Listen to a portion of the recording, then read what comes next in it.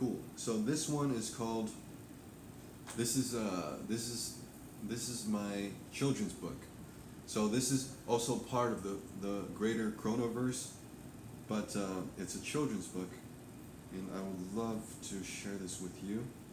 The children's book, that's going to be the cover. It's called "Why Is Atlantis Under the Sea?" So let's find out together. The world is above is engulfed in war. Dot dot dot. But beneath the ocean waves, it is calm and tranquil. A strange ship arrives at Atlantis, which has been asleep for over 9,000 years. The city is beautiful and fantastic, but the gates of Atlantis are guarded by the sentinel and the matriarch. They calmly say, "Please leave. We do not wish to be disturbed." In Atlantean, of course. Then the matriarch saw the faces of the children that came aboard or off board. And oh, she tried to hide the pain in her heart. "Who are these children?" she boomed. The children were scared. Tears streamed down their little cheeks. Then she felt another pang in her heart, which she could no longer ignore. "Follow me." And thus, for the first time in 9,000 years, she allowed the guests to enter Atlantis, to set foot upon the city beneath the sea. She fed them sea cucumber cookies, starfish jellies, and jellyfish pancakes. And for a drink, they had warm whale's milk. Yum. "What is that?" A girl points at the force field. "That is our force field. It keeps out millions of tons of sea." "What is that?"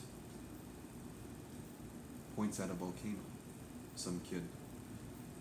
"That is the source of our power, dear. Using Awa crystals, we are able to extract the essence of the earth. We use it to power everything you see." "Why do you live under the sea?" "That's enough questions. Time for me to ask you. Why are you here?" "Oh," a child named Yanni answers. "Because everyone above is fighting. Machines and gene monsters are destroying our world." To this, the matriarch did not answer, but simply led them up into a great open space. This is the space where they meditate. 5,000 people at a time back in the day when the Laksha was alive. But that is more lore. And of course, like once we'll have images, the story will just come out much better than I could possibly tell. But anyways, she leads TT and Mo and the group of children, actually, including Yanni and Melissa, into this great meditation space that's beneath the sea. Like the only thing that separates the group in this great vast open space with the wide open ocean, millions of tons of pressure, is a force field which they see straight through. And up above there's also an artificial sun shining a beam of light, warm, gentle light, kind of radiating, engulfing them in this radiant glow. And then the matriarch continues her story. To this, the matriarch did not answer, but simply led them into a great open space, right? And behind, above, and all around them, there was ocean as far as the eyes could see. There was a time when we, the Atlanteans, also waged a war in the world above. Thus, she began her story. The eldest prince, so they had a kingdom, right? So the Atlanteans, they had a powerful kingdom, part of this continent that was destroyed. But the eldest prince was strong and handsome and a natural born leader. but he was also careless and lazy. The princess was the middle child. She was the smartest, but also the most headstrong and stubborn. The youngest was a small and sickly boy, but he was the craftiest of them all and a master of harnessing energy of Awa. Each believed they were the best and destined to rule. And thus the savage war began. Such devastation it was that it shook the very foundations of the earth. Each time they clashed, the whole earth shook. Kaboom! Our home was a very beautiful land, rich with its resources, and Awa crystals abound. The matriarch continued her story. At the center of our land was a great volcano which we called Tanun. Tanun was like a second sun and the source of our great power. Because Atlanteans, they harvested the energy of the earth with these crystals called Awa crystals, right? So that's why to them it's like a second sun. Each time, she continued her story, each time the earth shook, Tanun grew a bit wider, grew a bit stronger, grew a bit angrier, until fire began to spew from its mouth. Still, the brothers and sisters fought. No one was willing to back down. And lava burst out and flowed into the sea like soup overflowing a pot. It destroyed everything in its path. Cities burned and the people suffered. Still, the brothers and sisters fought. No one was willing to back down. And then the scientists of Atlantis realized that if Tanun grew any larger, the whole earth may crack. And I have a picture of the world cracking right there. And everyone would be destroyed. Still, the brothers and sisters fought. No one was willing to back down. What about their parents?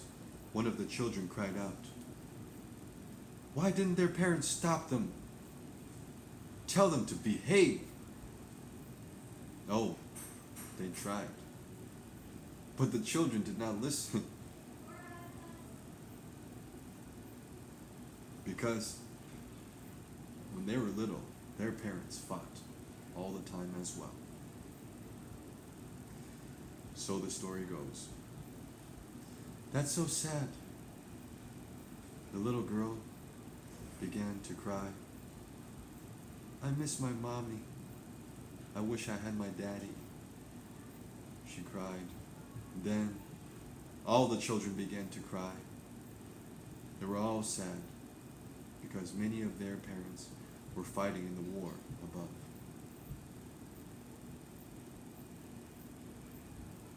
And they missed their parents dearly now.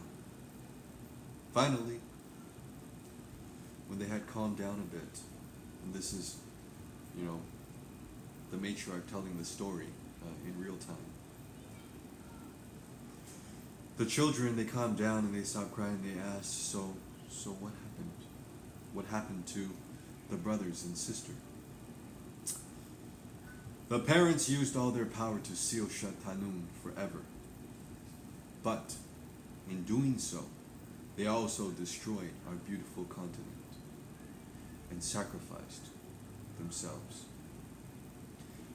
The king and queen had sacrificed themselves to save their people and to save their children.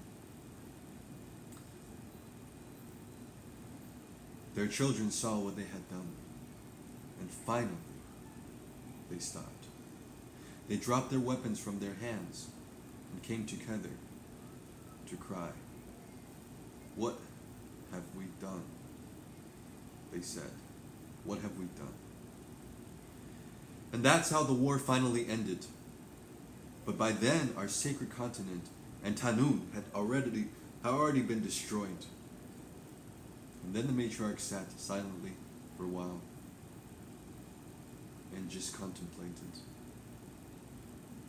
So, what happened to the big brother? The little girl asks. He became a great teacher and taught our people how to live in harmony with our technology as well as with each other. And what about the little sister? A little boy asks. She became a great builder and helped us find our new source of power under the sea. In fact, she built this very city. And what about the little prince, the sickly one? Another kid asked. Oh, he wasn't sick anymore. He became the strongest of all and left Earth to explore the stars. His story is a long and sad one, which I will tell another day. But to answer the first question, my child, and the question posited by this book, that is why Atlantis is under the sea. So that's the story of the children's book. It's for ages 3 to 7. It's actually pretty short.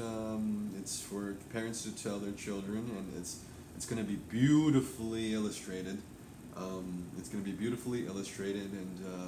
I'm going to do a Kickstarter on it, so you can actually get your hands on it before everybody else. Once again, this is called Why is Atlantis Under the Sea? A book, a children's book as part of the greater Chronoverse.